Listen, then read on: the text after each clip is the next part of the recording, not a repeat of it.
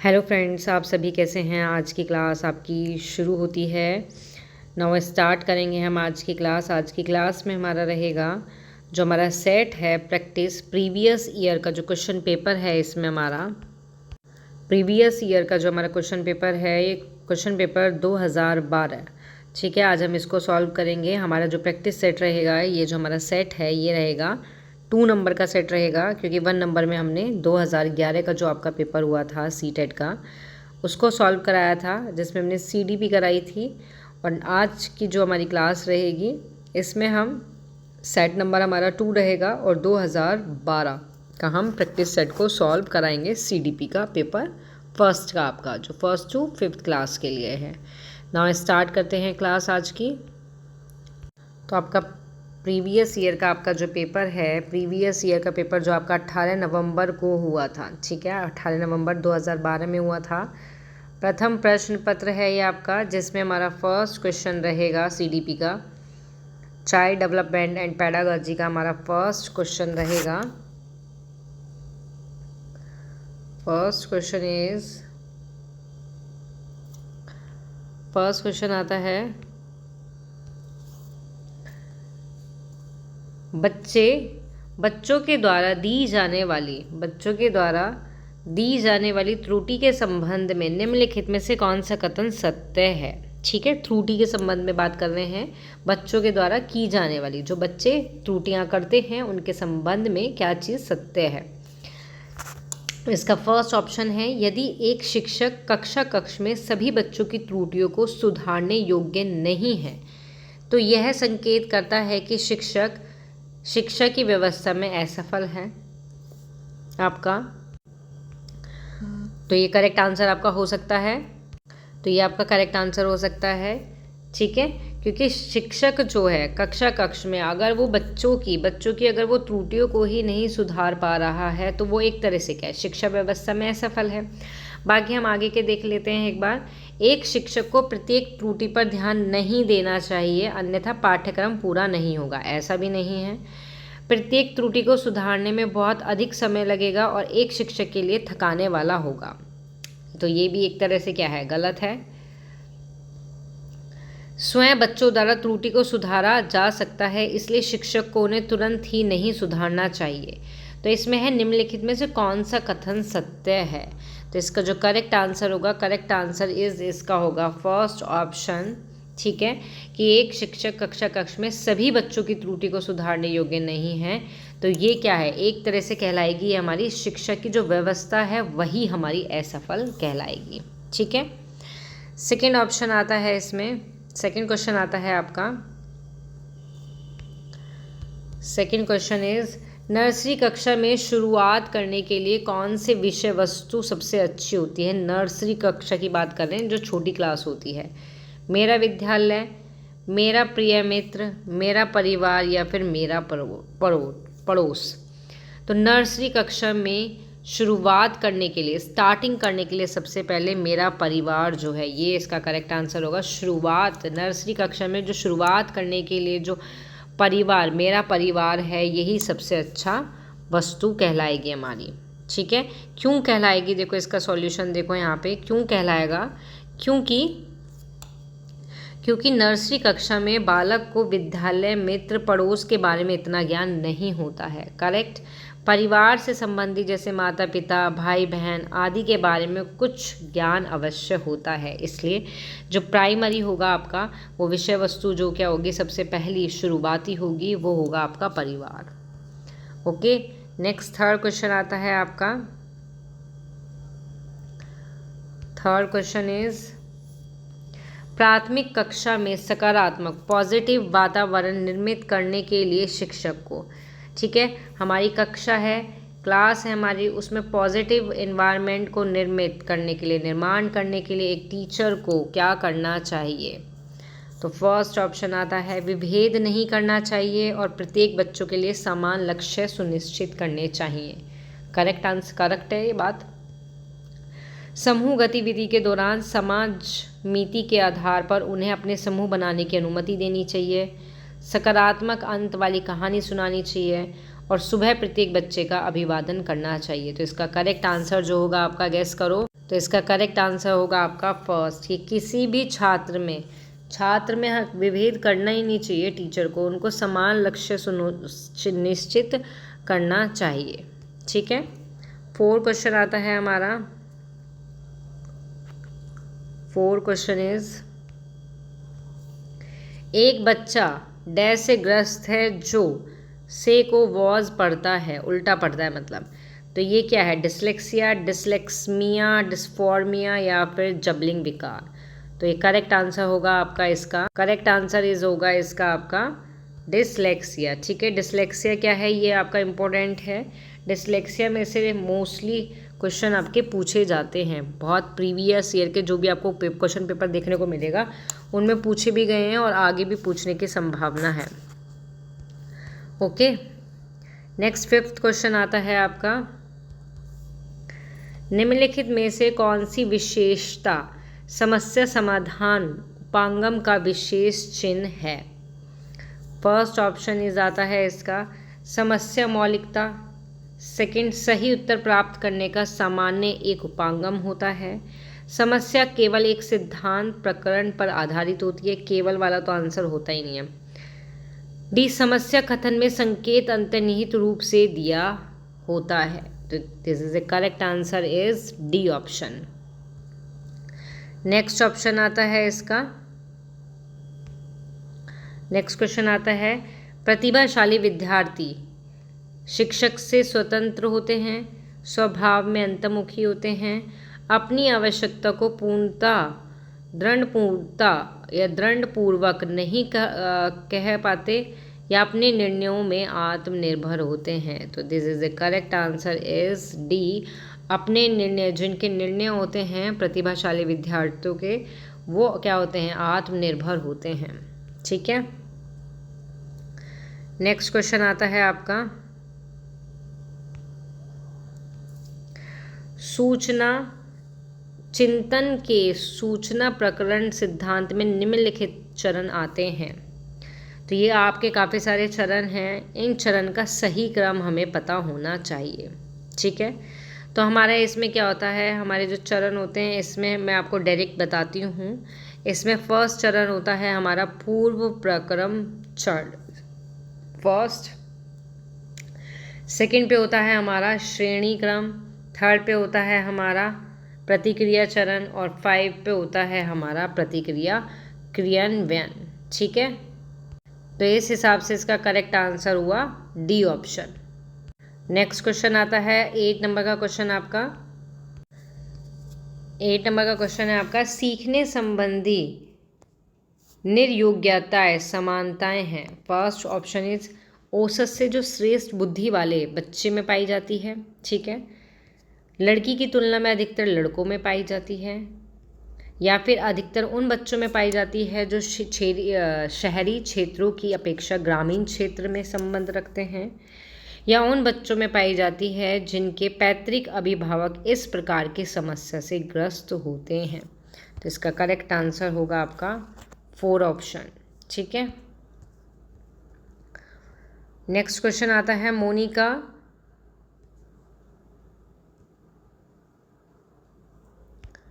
Next question आता है आपका,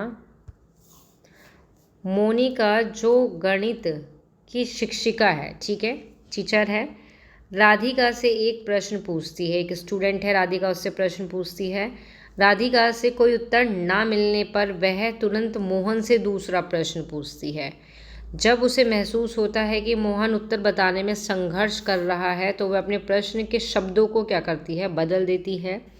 मोनिका की यह प्रवृत्ति प्रदर्शित करती है। तो क्या प्रदर्शित करती है? ऑप्शन में देखते हैं हम। ऑप्शन में देखते हैं, फर्स्ट ऑप्शन है, इस तथ्य से पूर्णतः परिचित है कि राधिका सवालों के जवाब देने के योग्य नहीं है। ये सारी चीज़ देख के क्या लग रहा है कि भाई राधिका सवाल देने के योग्य नहीं है जवाब। सेकेंड ऑप्शन है, अपने सवाल के प्रति थोड़ा घबरा गई है। मीन्स टीचर को लगता है ऐसा कि हाँ भाई मोनिका घबरा गई है इसलिए आंसर नहीं दे पा रही। सी, मोहन का पक्ष लेकर लिंग भूमिका में रूढ़िवादिता को बढ़ावा दे रही है। डी, राधिका को किसी उलझनपूर्ण स्थिति में नहीं डालना चाह रही है। तो इसका करेक्ट आंसर होगा आपका सी, मोहन का पक्ष ले रही है, और क्योंकि उसके टाइम पे उसने क्या करा, अपने प्रश्न के शब्दों को बदल लिया और रूढ़िवादिता को क्या कर रही है, बढ़ावा दे रही है। ठीक है, तो यहाँ देखो, यहाँ पे इसका सॉल्यूशन भी है। इसमें देखो, मोनिका राधिका उत्तर ना प्राप्त करने पर जब वह मोहन से प्रश्न पूछती है तो मोहन उत्तर देने में संघर्ष करता है और शिक्षिका प्रश्न के शब्दों को बदलकर मोहन की सहायता करती है ना। उसने राधिका के टाइम पे तो कोई प्रश्न को जो है चेंज नहीं करा, मतलब शब्दों को चेंज नहीं करा, लेकिन क्या करा, मोहन के टाइम पे चेंज करके उसकी हेल्प करी। इससे जाहिर होता है, स्पष्ट होता है कि ये लिंग भूमिका में रूढ़िवादिता को क्या कर रहे हैं, बंधता को क्या कर रहे हैं, बढ़ावा दे रही है। नेक्स्ट क्वेश्चन आता है, 10 नंबर का क्वेश्चन आता है आपका, सीखने के लिए आकलन निम्नलिखित का ध्यान रखता है, सिवाय किस चीज़ के सिवाय आकलन का ध्यान रखता है। आप इन क्वेश्चन से आप ये चीज़ देख सकते हो कि कौन से टॉपिक में से कैसे क्वेश्चन आए हुए हैं। मीन्स इसमें कोई भी ऐसा टॉपिक नहीं बचता जिसमें से क्वेश्चन नहीं आए हो। आकलन में से, समस्या में से, अधिगम क्षमता में से, हर किसी में से क्वेश्चन देखने को मिल रहा है आपको। फर्स्ट ऑप्शन विद्यार्थी की क्षमता, सेकंड ऑप्शन विद्यार्थी की त्रुटि, थर्ड ऑप्शन विद्यार्थी की आवश्यकता, या फिर अधिगम शैलियाँ। सीखने के लिए आकलन, सीखने के लिए आकलन की बात कर रहे हैं। निम्नलिखित का ध्यान रखता है किसको छोड़कर, वो क्षमता का भी ध्यान रखता है, त्रुटि का भी ध्यान रखता है और अधिगम शैली का भी रखता है। लेकिन ये क्या है, आवश्यकता।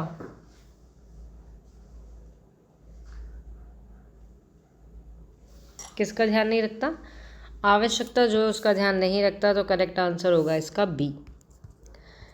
नेक्स्ट क्वेश्चन आता है 11 क्वेश्चन में आता है, एक समान जुड़वा भाई एक सामाजिक आर्थिक रूप से धनाढ्य परिवार में गोद लिया जाता है, दूसरा निर्धन परिवार में होता है। 1 वर्ष के बाद उनके बुद्धि लब्धांक में निम्नलिखित में से क्या अवलोकित होने की सबसे ज़्यादा संभावना है। मीन्स एक बच्चा है, 2 भाई हैं, उनमें से एक को रिच परिवार ने ले लिया, एक को पुअर परिवार ने ले लिया। देन कुछ टाइम बाद, 1 साल बाद, उनकी जो बुद्धि लब्धांक है उसमें क्या देखने की संभावना अधिक होती है। तो इसके ऑप्शन देखते हैं हम।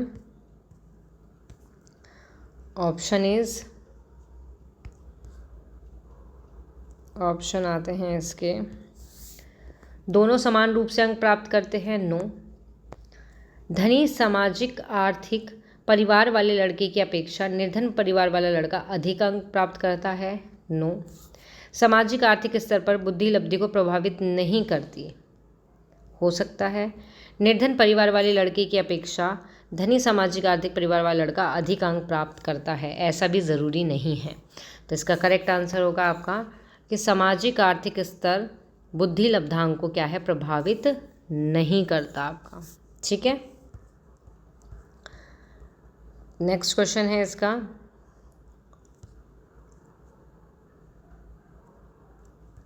नेक्स्ट क्वेश्चन आता है 12।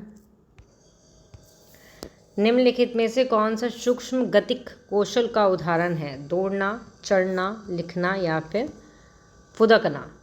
किसका, सूक्ष्म गतिक कौशल का। तो इसका करेक्ट आंसर होगा लिखना आपका। ठीक है,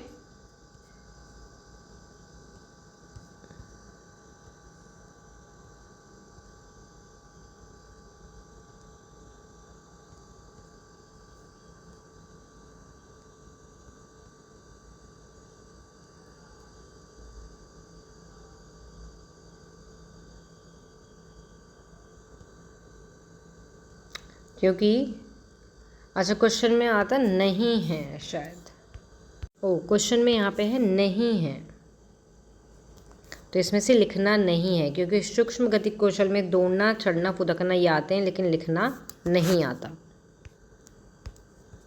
नेक्स्ट क्वेश्चन आता है,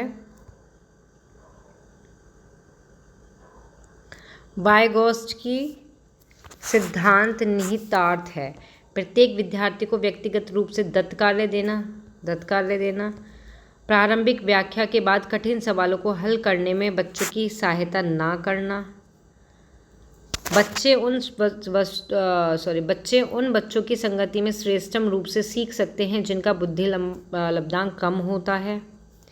या फिर सहयोगात्मक समस्या समाधान। तो ये क्या है, क्या निहित होता है, सहयोगात्मक समस्या समाधान। तो इसका करेक्ट आंसर इज होगा डी। एक्सप्लेनेशन देखो यहाँ पे इसका। वाइगॉस्की के अनुसार जब बाह्य वातावरण में स्थित या फिर सहयोगी होते हैं, अर्थात मतलब कहने का मतलब ये है कि ज्ञान विभिन्न व्यक्ति और वातावरण जैसे वस्तु, औजार, किताब, निर्मित तथा समुदाय जैसे व्यक्ति वितरित होता है, तो यह सिद्धांत सुझाता है कि दूसरों के साथ अंतःक्रिया या फिर सहयोगात्मक क्रिया द्वारा जानने की क्रिया गुणात्मक रूप से क्या होती है, श्रेष्ठ आपकी होती है। ठीक है, नेक्स्ट क्वेश्चन आता है, किशोर डैश का अनुभव कर सकते हैं। स्वयं से सरोकार, बचपन में किए गए अपराधों के प्रति डर के भाव, आत्मसिद्धि के भाव, जीवन के बारे में परितृप्तता के भाव। तो करेक्ट आंसर इज होगा इसका फर्स्ट ऑप्शन। 15 क्वेश्चन आता है। देखो आपको 2 क्वेश्चन देखने को मिले हैं अधिगम क्षमता वाले चैप्टर में से। शारीरिक रूप से सक्षम बच्चों को सामान्य डैश होता है, डिस्थीमिया, डिसलेक्सिया, डिस्कैल्कुलिया या फिर डिस्ग्राफिया। तो आपका जो ऑप्शन आता है इसका करेक्ट आंसर जो होगा वो होगा डिस्थीमिया। आपका क्या होगा, करेक्ट आंसर इज डिस्थीमिया। क्योंकि जो शारीरिक रूप से सक्षम बच्चों को क्या कहा जाता है, डिस्थीमिया के अंतर्गत वो आते हैं आपके। ठीक है, सॉरी डिस्थीमिया नहीं हो, बाय मिस्टेक हो गया, डिस्ग्राफिया के अंदर आते हैं। शारीरिक रूप से सक्षम बच्चों को किसके अंदर रखा गया है, डिस्ग्राफिया के अंदर रखा गया है। नेक्स्ट 16 क्वेश्चन आता है आपका। 16 क्वेश्चन इज आपका है आंशिक पुनर्बलन। देखो पुनर्बलन में से भी क्वेश्चन देखने को मिला है आपका। ठीक है, तो सतत पुनर्बलन की अपेक्षा कम प्रभावी होता है, वास्तविक कक्ष में अनुपयुक्त नहीं किया जा सकता, पशुओं को प्रशिक्षित करने में सर्वाधिक कार्य करता है, या फिर सतत पुनर्बलन की अपेक्षा अधिक प्रभावी होता है। तो इसका करेक्ट आंसर आएगा डी। सॉल्यूशन देखो आप इसका कि आंशिक जो पुनर्बलन है आपका वो कई सही अनुक्रिया के उपरांत पुनर्बलन देने से है। मतलब कि सतत पुनर्बलन की अपेक्षा जो अधिक प्रभावी होता है, क्योंकि इसमें जो छात्र हैं वो किस अनुक्रिया पर पुनर्बलन मिलेगा इसका पता नहीं होता उनको। वो प्रत्येक अनुक्रिया को तत्परता से करते रहते हैं, मतलब वो तत्परता से अनुक्रिया करते रहते हैं, उनको नहीं पता रहता कौन सी अनुक्रिया पर उनको पुनर्बलन मिलेगा। 17 क्वेश्चन आता है आपका। एक सशक्त विद्यालय में एक टीचर है में निम्नलिखित योग्यता में से किससे सर्वाधिक बढ़ावा देगा? अनुशासन स्वभाव को, प्रतिस्पर्धा अभिवृत्ति को, परीक्षण करने की प्रवृत्ति को या स्मृति को। तो करेक्ट आंसर इज प्रतिस्पर्धात्मक अभिवृत्ति को। ठीक है, नेक्स्ट क्वेश्चन 18 आता है आपका। 18 क्वेश्चन इज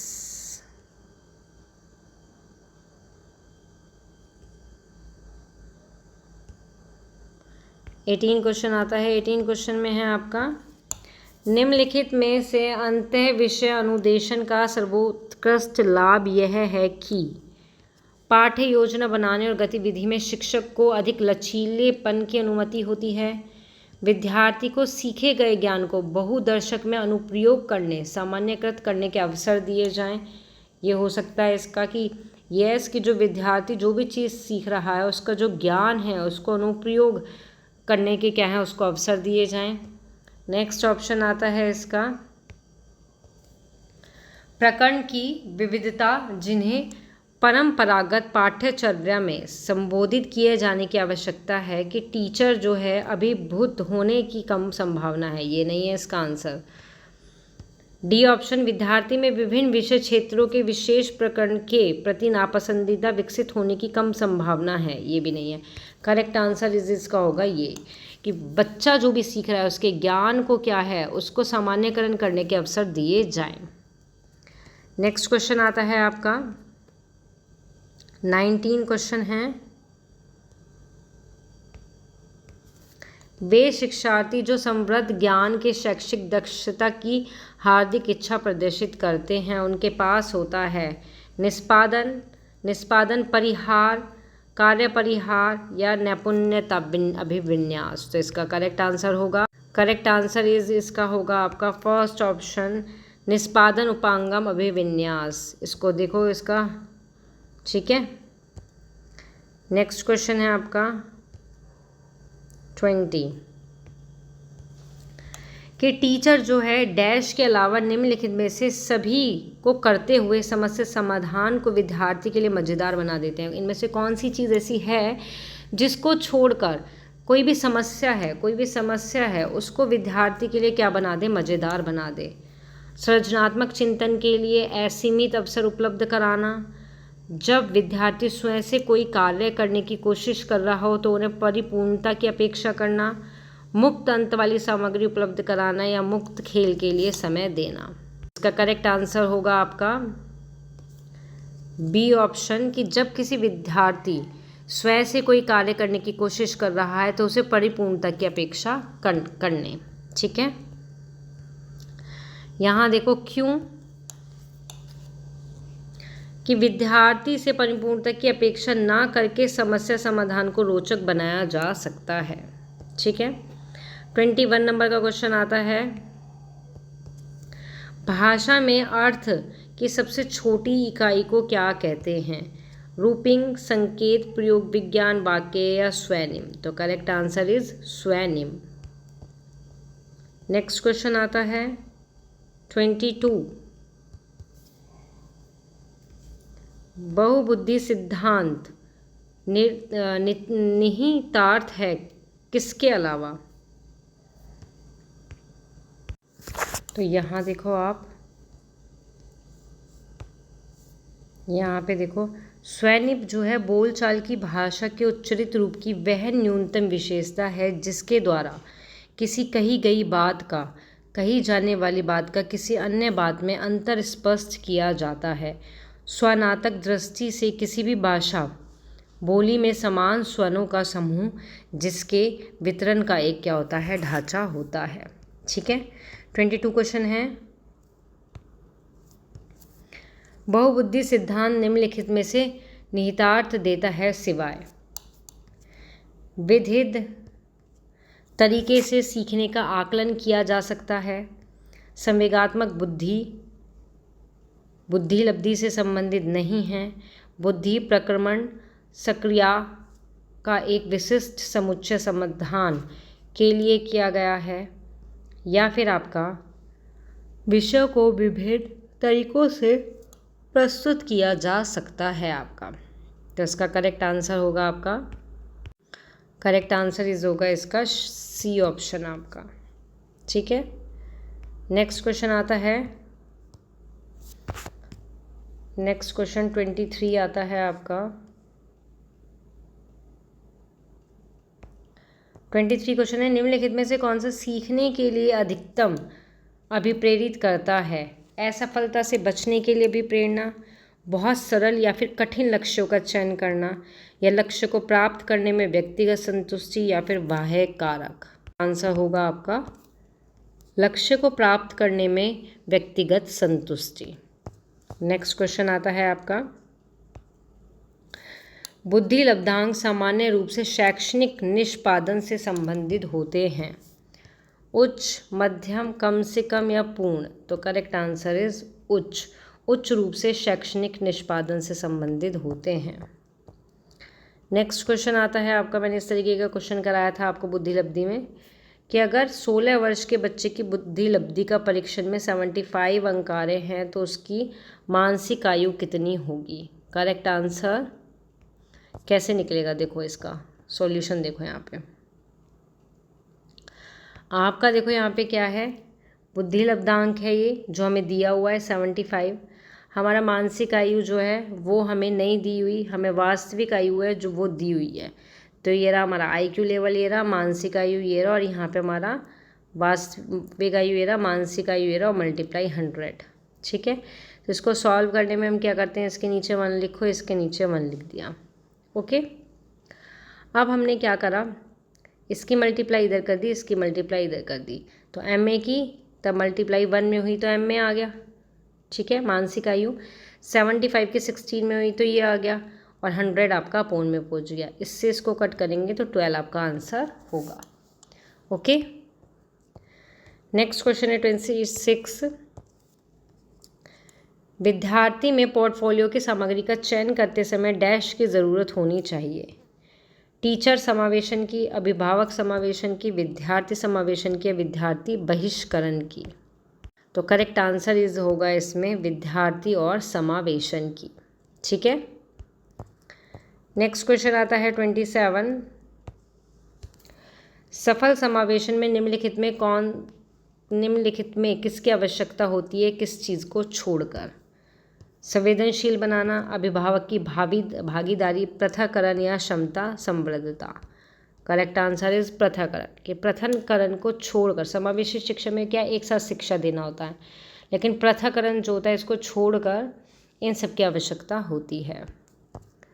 नेक्स्ट क्वेश्चन आता है 28 क्वेश्चन है।